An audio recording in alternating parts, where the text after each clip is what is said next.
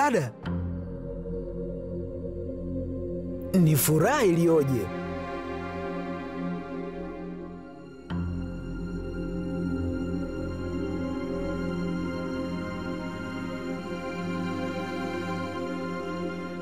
Ungenitaarifu ningekuja kukupokea.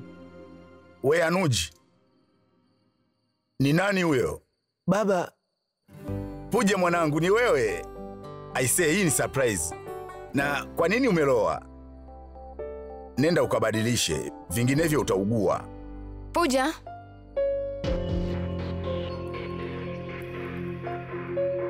Umerudi? Na vipi kuhusu hali yako? Usijali shangazi. Wakati niko njiani mvua ilikuwa inanyesha sana.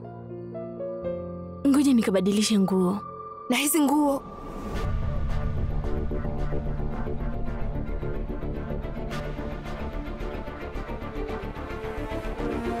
Supriya amekupa? Kusum ndio kwanza amefika tu. Umeacha kazi au wamekufukuza kazi? Kwa sababu umerudi hapa ghafla. Sasa kwa nini wamfukuze kazi? Yeye anathamini kila mtu. Haya Puja, nenda kabadilishe nguo zako. Tutaongea baadaye.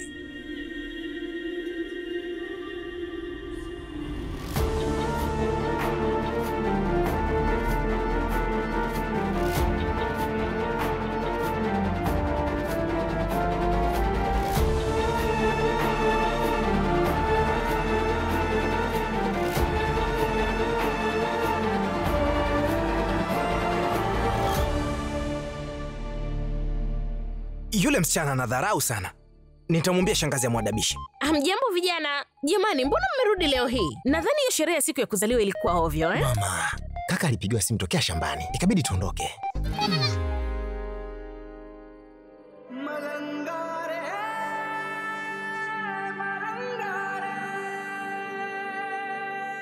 Mungu wangu. Nini Kinarin? Ni kwa nini umekuja na kondoo hapa? Usijali shangazi, nitaenda kumweka chumbani kwangu. Hautosumbuliwa. Shangazi usiogope, huyu ni mwanakondoo, sio dubu. Hawezi kukung'ata. Inafurahisha. Mimi sielewi nani anayepeleka wanyama nyumbani.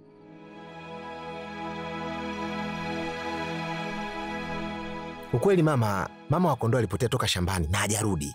Hivyo huyu ni yatima. Haka kakondoo ni kadogo sana, hakawezi kuishi bila mama yake. Na hakika kaka alivyo mwema, ndiyo mwana kamleta.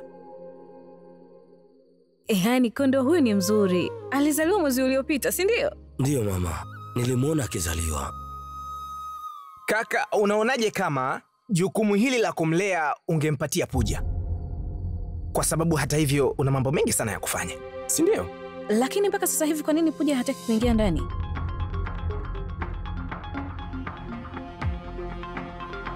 Lakini shangazi, msaidizi wako lazima atakuwa amefika muda mrefu hapa uliopita. Kwa sababu yeye aliondoka nyumba ya wageni kabla yetu. Nini?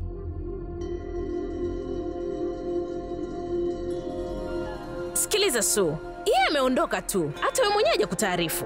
Hapana Nirma. Yeye hajibiki na chochote kabisa. Kutakuwa kuna kitu kimetokea. Mama, atakuwa kituo cha watoto yatima. Piga simu na uongee naye. Kama sio sisi angalau angekutaarifu wewe.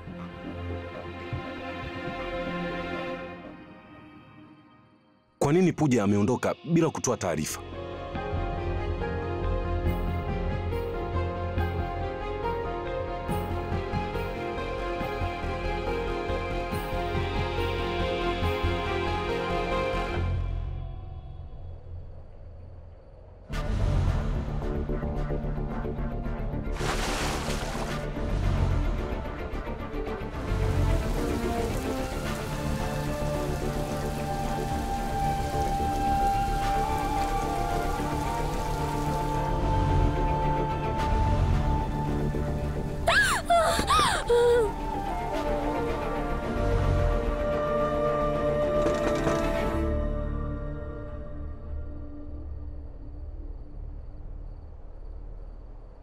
Dada, kaa unaoipenda hii. nimekutengenezea.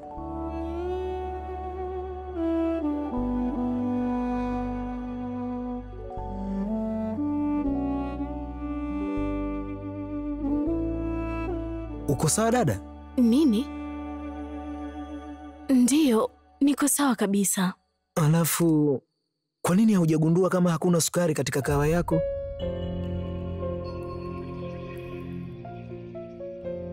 Niamini Anuj, mimi niko sawa. Nimechanganyikiwa kwa sababu ya kazi tu.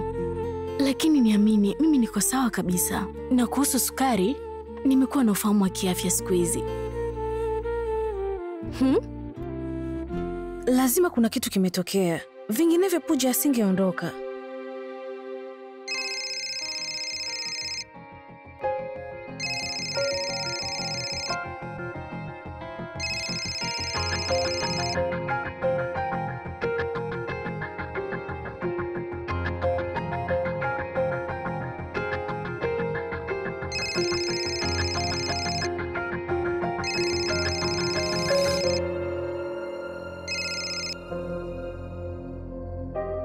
Hello?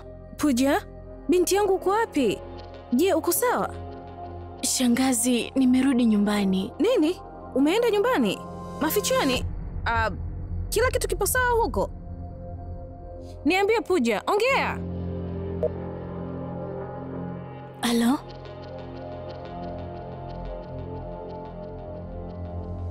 Nini Sasu? Hivi unaweza ukanielezea ni kwa nini umejisogeza sana kwa yule kijakazi? Yule ni dada wa ndani tu. Muda wote tunaweza kuajiri mwingine. Mimi naona wewe unakuza mambo tu. Usiwe hivyo bwana. Sasa sikiliza, tutapata msaidizi mwingine.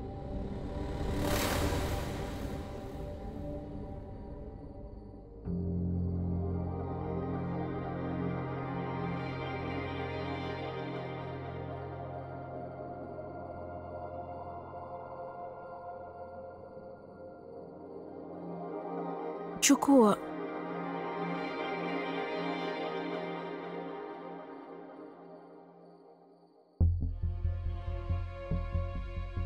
Nina uhakika kabisa unamjua jinsi Pooja alivyo. Asingeweza kwenda nyumbani kama kungekuwa hakuna tatizo. Na uhakika kuna kitu kimetokea kwenye ile nyumba ya wageni jana. Lazima kutakuwa kuna kitu. Haijalishi nini kimetokea. Yeye anafahamu kwamba ni wajibu wake kututaarifu sisi. Na tatizo la kizazi hiki cha sasa ni kwamba hawataki kuwajibika kabisa.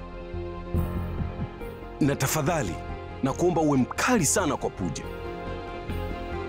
Na nataka kesho Pooja awe amerudi hapa. Ndiyo.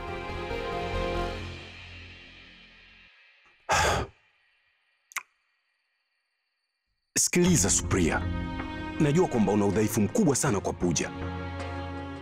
Lakini naomba usisahau kabisa lengo letu.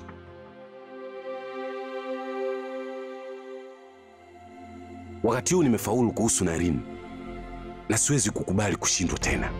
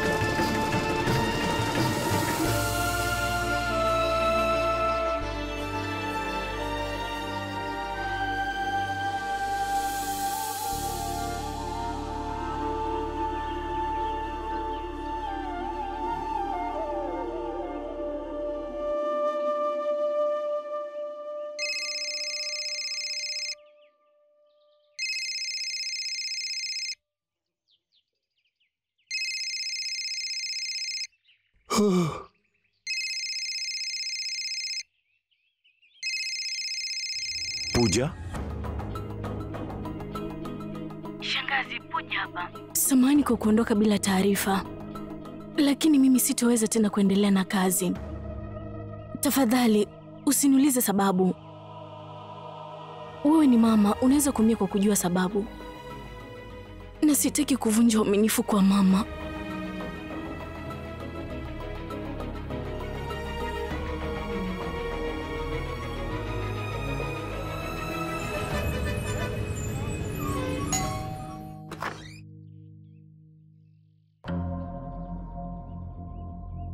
We ni nani? Mimi ni Harish Vyas. Nataka kuongea na Pooja. Sawa sawa, ingia ndani tafadhali. Karibu. Mume wangu, njoo muone huyu ni nani. Haya, karibu ukae. Bwana Vyas, habari yako? Nini kimekuleta hapa? Karibu ukae. Asante. Pooja, natumai Pooja atashughulikia kila kitu, eh? Ndio.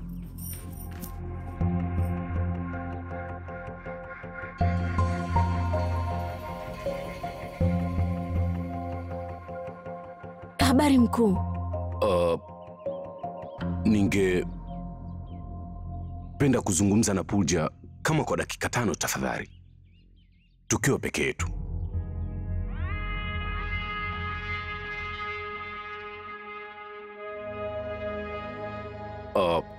Msiwe na wasiwasi, ni mazungumzo ya kiofisi.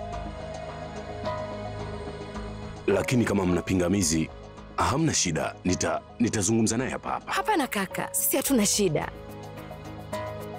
Nyinyi wote wawili mnaweza kwenda kuongelea bustanini. Nitawaletea vinywaji huko. Wala usipate tabu. Asante. Tunaweza kwenda Pooja? Nitaenda moja kwa moja kwenye mada. Kwa nini uliondoka katika ile nyumba? Ni kitu gani hicho ambacho kilichokufanya wewe mpaka ukakataa kurudi?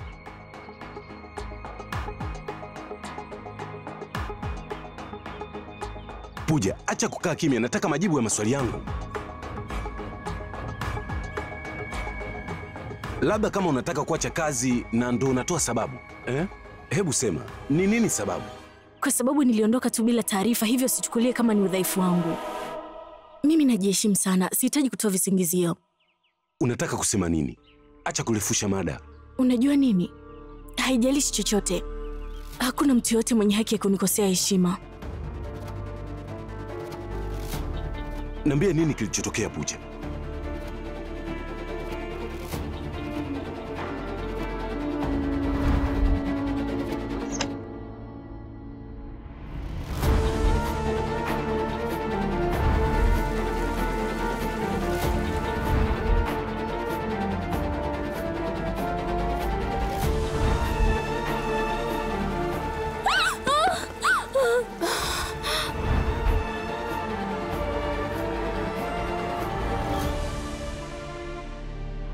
Inamaanisha kwamba moja kati ya vijana nyumbani kwangu alikuvunjia wewe heshima? Niambie ni nani? Alikuwa Mayank? Rahul?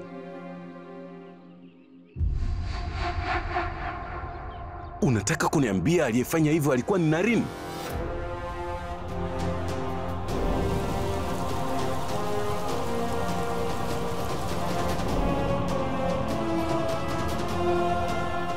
Ndio.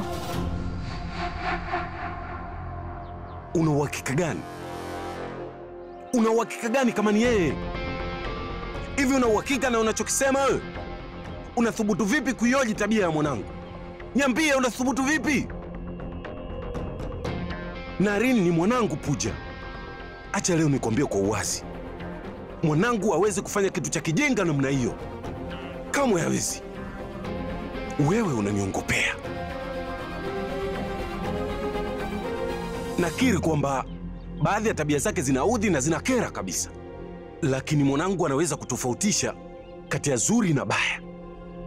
Na jambo moja ambalo limenishinda kuelewa Pooja, ni kwa nini umeamua kumsingizia Naren?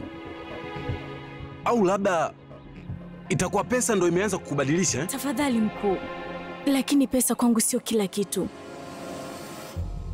Oh. Sasa kwa nini unafanya hivi? Nafikiri labda itakuwa mimi ndo niliyefanya makosa kwa kumwamini mtoto yatima.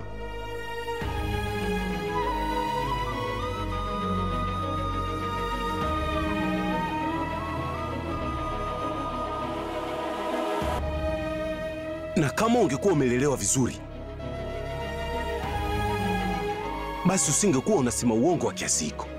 Mkuu, tafadhali. Huna haki yoyote ya kuhoji kuhusu malezi yangu. Ingawa wazazi wangu hawapo, lakini sijasahau maadili ambayo walioniachia juu yangu. Na kwa upande wa wazazi, huwa hawaamini kabisa kama watoto wao wanaweza kufanya makosa. Nimeshtuka Pooja. Nimeshtuka kupita maelezo. Kwa hiyo wewe hutaki kukubali kabisa ulichokifanya. Kwa kumlaumu Naren, basi umetilia shaka malezi yangu. Hapana mkuu, sina shaka na malezi yako. Nimepaza sauti yangu juu ya jambo baya. Sawa. Sawa Pooja. Kama una uhakika sana kama ni Naren, kama yeye ndo aliyofanya kitendo hiko, basi nithibitishie. Nataka unithibitishie. Thibitisha. Thibitisha kwamba mwanangu ndo alifanya hivyo. Kama una uhakika sana na unachokisema, basi naomba unithibitishie. Thibitisha. Niamini Pooja. Na unaweza ukaichukulia kama ahadi yangu. Na kama ukinithibitishia, basi wewe ndo utakuwa wa kwanza kumwadhibu Naren. Lakini kama ukishindwa, basi utanisamehe kwa kusema ya kwamba malezi yako ya utotoni hayakuwa mazuri.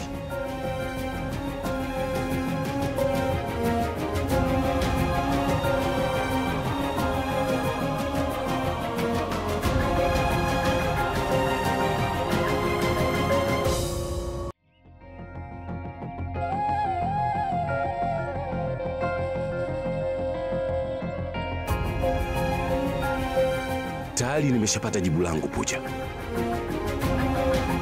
Nilijua kabisa kwamba huwezi kukabiliana na changamoto yangu.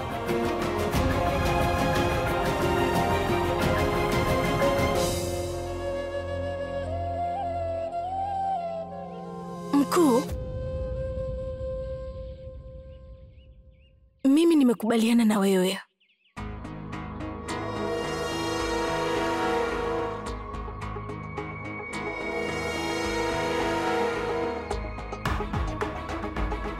Ndiyo mkuu, mimi niko tayari kurudi na wewe mkuu, na nitathibitisha kwamba niko sawa, na sio kwamba mimi nina mashaka juu ya malezi yako kwa Naren, lakini nataka kuthibitisha nimelelewa malezi mazuri.